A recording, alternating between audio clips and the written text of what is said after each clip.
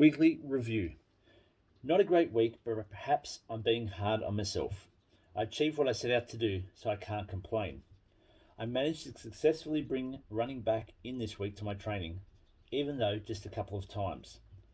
Probably more of its success was remaining patient and not hurrying running in too quickly and too much.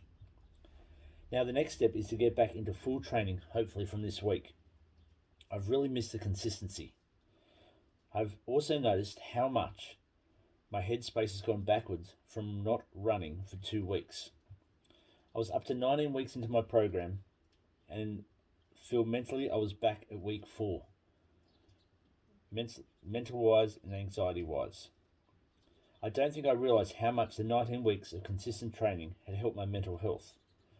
Onward and upward.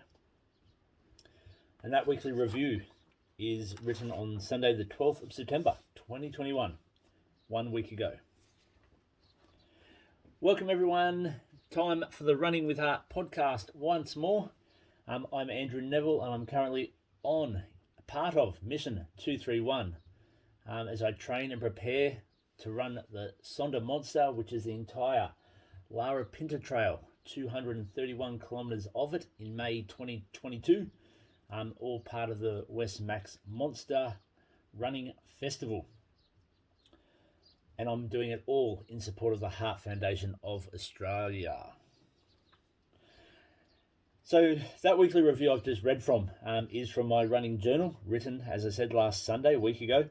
As people who are following the journey and people who know me would know, I injured my ankle, I think it's 4 weeks ago now, and have spent 3 weeks rehabbing it and not being able to run, and really noticed, and it surprised me how much I noticed and how noticeable it was, if I can get it out, how much my mental health changed, my thought processes in my head changed from not running for 3 weeks. And it really reinforced to me how much running is my medicine when it comes to my anxiety and my mental health, and how important it is for me to partake in it daily, whether it's for the endorphin rush, just to sort my head out, basically, sort my thoughts out. I also wrote 2 days later on the Tuesday, the 14th of September. So this is during this week, and this is following a 50-minute absorption run, which is my first full run back, basically. It had some walking periods in it. But I've written as a comment, feeling frustrated at what feels like a backward step from the past 3 weeks or during it. It's more so mentally and confidence-wise.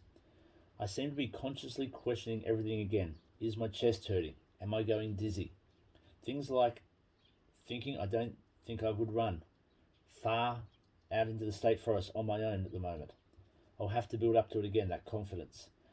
Things like that make it frustrating. I always say habit builds consistency and consistency builds confidence. That's so true. Anyway, I need to get back on the horse. And so my 3 weeks of rehab and 3 weeks of not running also coincided with, on the 9th of September, was Are You OK Day. And it had me thinking about my mental health journey and how important it is I have this platform I can speak from and share my mental health journey and my ups and downs. And that's exactly what the journey is, and I'm learning that still. Those who, again, following the podcast and following my journey would know that for me, July 2019 is what I see as my turning point, where anxiety really took a hold of my life after suffering a medical condition, vastus neuro. I've got the name wrong. Vastus neuritis. I'll get it right. I might still have it wrong. Which was a severe dizzy spell like vertigo. And I had a fear of having a heart attack. And over the following weeks from that, an anxiety disorder developed, which saw me in hospital one weekend, or for a day, being monitored for what I thought were signs of a heart attack. And so it developed, and I really lost my confidence in who I was and what I was doing. And it really affected my life. and for those around me too, those closest to me, especially my family, having that change in me. So to coincide with the Are You OK Day from the 9th of September, a bit over a week ago, and to coincide with this week realising just how important running is in my mental health journey, and as I said in that, how far I feel like I've gone backwards in what I gained in my mental health over the 19 weeks of training I'd done up to the injury. I thought it was a good chance for me to again share some of my anxiety journey, some of my journal entries that no one's seen, read or heard. In case there's people out there who need to hear it, and to let those people know that you're not alone with what you're going through. You do have good days, you do have bad days, and you'll notice that with my journal entries. I go from having really good days to having really bad days and everything in between. It's also fitting that where I'm going to start from today is the Bathurst Edgell Jog, because this weekend would be normally the Bathurst Edgell Jog, a 7.5k community run in the township of Bathurst in central west New South Wales. But because of the COVID situation, it's not on again. It missed last year in 2020 and it's missing again this year in 2021. So it would usually be on this weekend. So it's probably fitting that this is where some of my journal entries begin. So this is from Sunday the 22nd of September 2019, the Bathurst Edgell Jog. And so this is just over 2 months since my anxiety began. And it's probably about 3 weeks since I started trying to run myself as part of medicine for the anxiety and probably what was becoming depression. So this is my comment. So Bathurst Edgell Jog, 7.5 kilometres. I actually ran this before I start reading for the Heart Foundation. Again, it was a way of getting myself out the door, committed to something, and knowing I was running for Heart. So I actually sold the kilometres off as kilometre dedications, which I'd done previously in my races when I've done it for the Heart Foundation. And so the 7.5 kilometres were assigned to the donators, and I dedicate each kilometre to their chosen loved one. Anxiety before the race. Arms and armpits are hurting. Chest, the top of, is tight at times. This stopped hurting at the start line. My stomach's aching. I blame it on the steak that I had at the workie's presentation last night. My stomach just can't handle large or thick amounts of meat. Just red meat in general, I think. I'm over it. I think I'm not going to eat it anymore. Only fish and chicken. And just as a side note, since then I have sworn off red meat. My stomach's been really good since then, and I'm enjoying the benefits of that. What I see as a more healthier lifestyle. Back to the race. So I felt tense on the start line, nervous. It's the first run on my own since the dizziness, anxiety and panic attacks. And I had a pace to maintain with each of the kilometres dedicated to someone, and a pace also. Nominated for that chosen kilometre. So people had purchased a kilometre. So for example, the first kilometre had been purchased by my parents for grandma, who had passed away through by heart disease. And 4:10 was the nominated pace. So I had to try and maintain a 4:10 pace. So my reasoning behind that was with the pace per kilometre, it made me have to push myself, where because of the anxiety I was suffering, I'd be a lot more inclined just to take the foot off the pedal and just cruise. Having the required pace and the person that each kilometre was dedicated to pop up on my watch at the start of each kilometre was really good and a lot easier than having it written on my arm and being worried it might come off. The benefits of modern technology, hey? I started the race well and well under 4 minutes per kilometre. I felt I had more to give, but it wasn't about running my fastest time. It was about each kilometre that had been dedicated and matching the pace time. In my mind too, I didn't know how quickly I was going to fatigue at the back end of the race. The first few kilometres ran well, and physically I felt great. Mentally was another story. Just dealing with constant doubt or questioning thoughts in my head. Am I okay? Am I running too fast? Is my heart okay? As some examples. I kept telling myself, a Lion ultra trail running champion, Courtney DeWalter, says to herself in races, I'm fine, I'm fine, I'm fine. I only read that in Trail Runner yesterday. Trail Runner is a magazine. Got to the Edgell Hill and gained confidence by running it strongly and overtaking so many runners. Still, the mental games continued in my head. I flew down the other side and onto the final rolling hills on the back of the course, an enjoyable downhill section, going to the final 2 kilometres.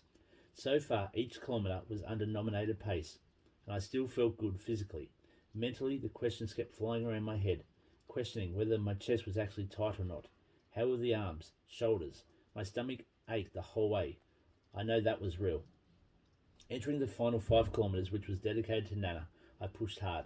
So far, every kilometre was under chosen pace, and I wasn't failing in the last kilometre when it was for Nana.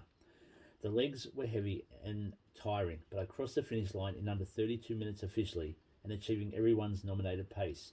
I felt very happy. My mind tried to tell me that my head wasn't okay and my chest was tight. Perhaps it was, but I talked myself through it, and I continued to do so for the next few hours, especially when I started feeling the aches in the shoulders, armpits and sides of the chest again. It was nice to have run a race again, and especially rewarding as to have run it for kilometre dedications. I make a comment there in the last couple of sentences. Perhaps it was, but I talked myself through it, and I continued to do so for the next few hours, especially when I started feeling the aches in my shoulders, armpits and sides of my chest again. Those aches in the shoulders, armpits and sides of the chest was what I experienced, especially on that weekend of July 26th, I think it was, when I ended up in hospital for the day, being monitored. Had aches all over, and that is part of it, the anxiety. Monday the 23rd of September 2019. So this is the day after the Edgell Jog. So I've just ran my first race. Awesome feeling doing that, but also obviously having the feeling of anxiety battling it. This is the next day. Very tired. I woke up feeling okay, but by mid-morning, my chest, armpits and shoulders are hurting again. A killer of a headache from lunch that didn't go away until 2 Advil at 9:30 p.m. in bed. My stomach ached and felt okay all day. Didn't feel okay all day. Have to keep battling anxiety and panic attacks over the chest tightness that comes and goes, and the sore armpits, arms and shoulders. It's very frustrating. I didn't feel like the Portland Hillbillies road running in the evening as my head was hurting so much, and the pain in my upper body. I walked the majority of it. I felt okay when I did, and very comfortable 20-minute recovery run at lunch. Tuesday the 24th, so this is 2 days after the race. I felt good running, maybe chest tight a little bit, tight at times. Afterwards it hurt, sometimes more so on the outside up into the armpits and behind shoulders. Again, if I take my mind off it, I don't seem to feel it as much. The run was comfortable and enjoyable. The chest, arms, shoulders both bother and frustrate me. Then it starts to worry me, and that makes it worse. Stomach still aches, and that comes towards my chest, so it doesn't help matters. Wednesday the 25th, 3 days after the Edgell Jog. I returned to the doctors today to have a chest and arms checked out, as they are still sore and in different places at times. I saw a new doctor at the surgery. I thought he was quite good. He thought maybe I had inflammation of a rib cartilage, but ruled that out after testing, and then talked about muscle strain and anxiety. I talked about the anxiety over the last week since last Thursday, how it surprised me after completing a 10-kilometre run, how I still completed the Edgell Jog 7.5 kilometres on Sunday. This surprised the doctor. He suggested that we may need to set up a mental health plan and have me have a face-to-face consultation with a psychologist, something more than the online anxiety course I've been doing. At the end of the consultation, he had me fill out a DAT-21 form assessing my current state for depression, stress and anxiety. I did a quick add of the scores before I handed it in. My depression was normal, stress mild and my anxiety severe. It surprised me. I know I've been battling it, but I wouldn't have thought it was severe. We will see where to from here. When I got home, I was going to go for a run. However, I thought I might garden instead. That relaxes me too, and a change to my routine would be good. However, I decided after lunch and gardening that if I didn't run today, my mind would see it as an avoidance due to anxiety. So I went out for a 20-minute run before having to rush back for the kids' class at the gym. I felt good getting the run in. So looking at little things to try and keep my life as normal as I could. I really had to battle the inner voice that was looking for the protection line, I guess you could say. So there I recognised that, yes, I'm going to garden because I find that relaxing as well. But it was avoiding the run by gardening. So I knew by avoiding the run, and my head knew that, I had to get the run in because otherwise it would be opening up that doorway where each time I want to avoid it, I'd be like, well, I did it that time. Yeah, I can avoid it. I'll leave this one. I'll miss this one. So suddenly you miss one run, you miss 2 runs, and it snowballs. Also, it was important going back to the doctor, even was for peace of mind. But that step to the doctor set me up to see a psychologist, which I think had 3 or 4 visits to, and perhaps I should have gone back for more. However, I didn't not get on with this psychologist. I didn't relate. We didn't relate to each other, might be a better way to put it. And so I went on my own path, I guess you could say, which has probably prolonged my battle. But I've found doing these podcasts, talking about it, has been really beneficial for me. Okay, so just jumping ahead, Thursday the 26th, so it's the next day. The acceleration run in the morning was probably one of Craig and my best in terms of pacing. It felt good during it and afterwards. It was the same when doing classes at Fast Feet and Hillbilly session in the evening. Outside of these times, though, I can feel the anxiety in my chest and arms. My upper back is very tight. So you have roller coaster rides when you're battling mental health, when you're battling anxiety from day to day. You have good days, you have bad days. But also that in the day itself, it's a roller coaster. So in the morning, I felt good. And then after the run, I didn't feel so good. Then when I was doing the classes in the evening at my Ant Fitness, and my business, my studio, I felt good again. And then afterwards, I didn't. So it's just a constant roller coaster ride. And so then we jump forward a half a week or so. I've got a comment here. Felt great during and after this run. Whether it was being on the trails amongst nature, running 12 kilometres, or talking with Craig, maybe it was a combination of all. Anxiety feels low. The last few days have been good. I'm keen for some longer runs, which is a big step from where I was a few weeks ago. So you go through stages. I went through stages when I look at my running where you do the short runs and you feel that like that's enough. That's as far as you go. And then, yeah, you do. You have 2 or 3 back-to-back really good days with your head and you're like, oh, I could run longer. On the 3rd of October, so a couple of weeks after the Edgell Jog, I never thought I would be attempting and achieving a run over Garland so soon. Garland's is a hill about 7.5 kilometres out of Portland and a real effort.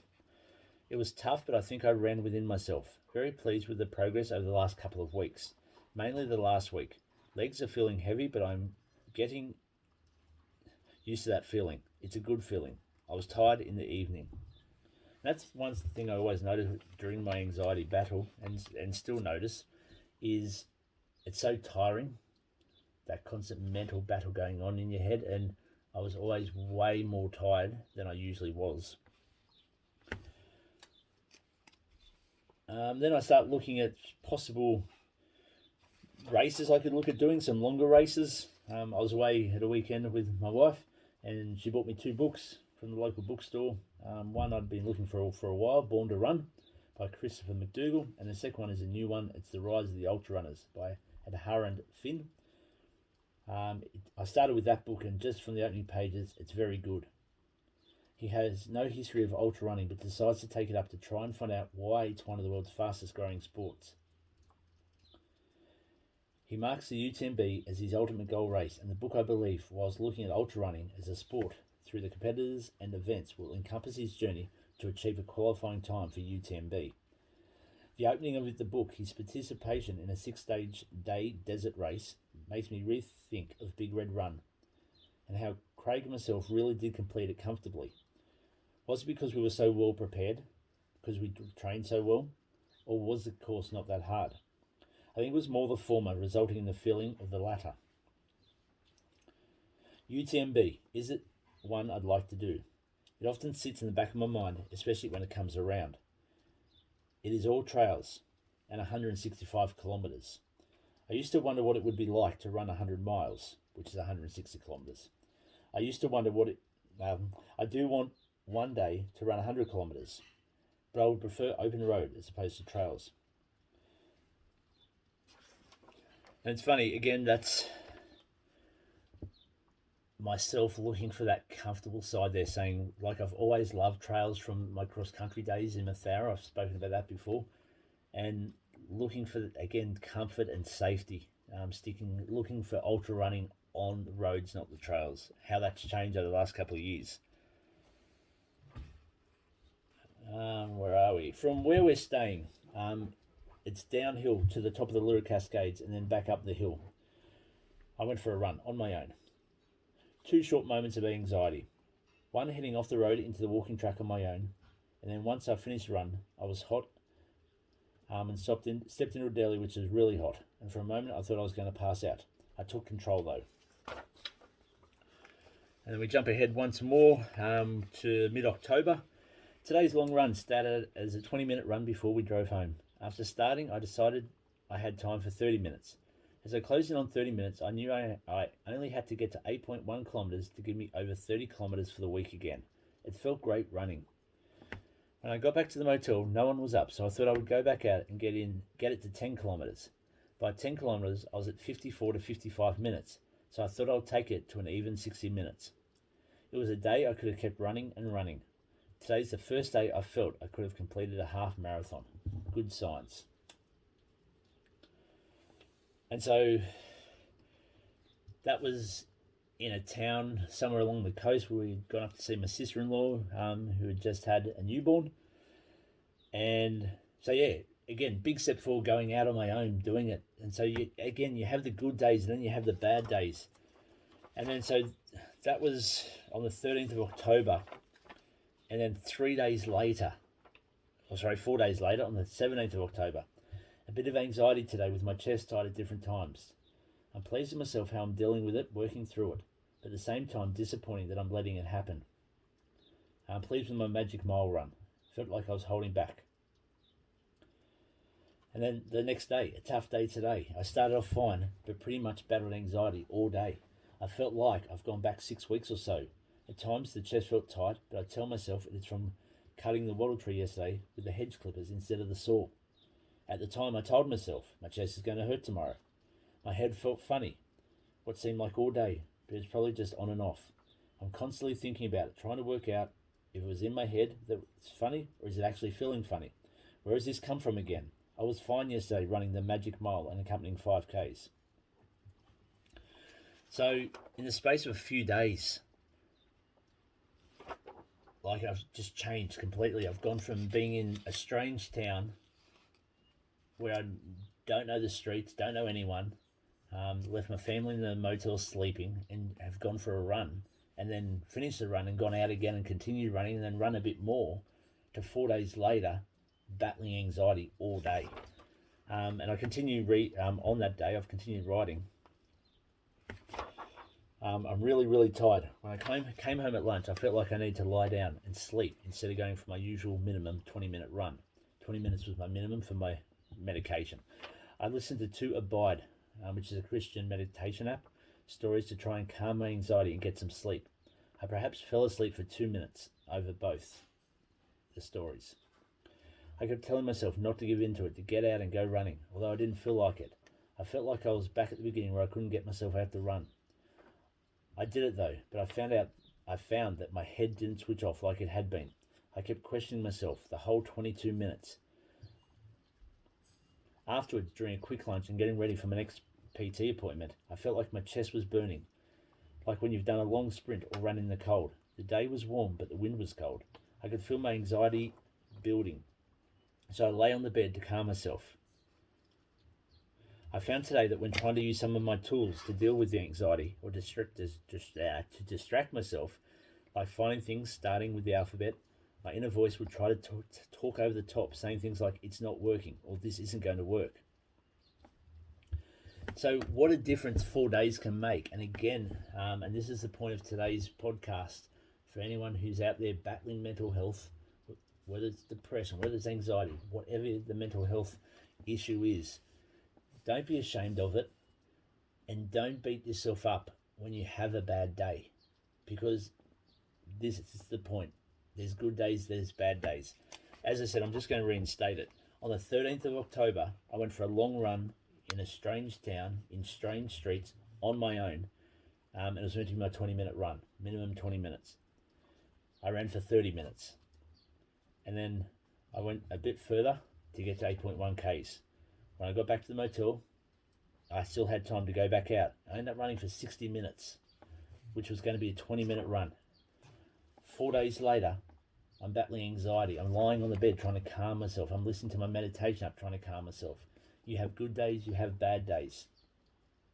And that's what I've learned in the last week, back in the present now, back in 2021, after having 3 weeks off from running, that the roller coaster is still there.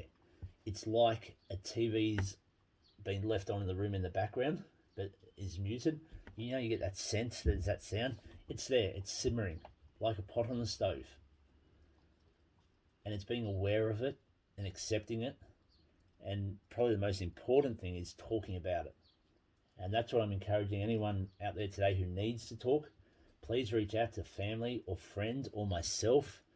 There's contact details in my show notes. Or maybe it's Beyond Blue or Lifeline or your doctor. Reach out. And that's what Are You OK Day is all about too. It's asking people, are you okay? Do you need to talk? And I'll throw in there too, for those who are listening who aren't suffering from mental illness at the moment, don't do it just one day a year.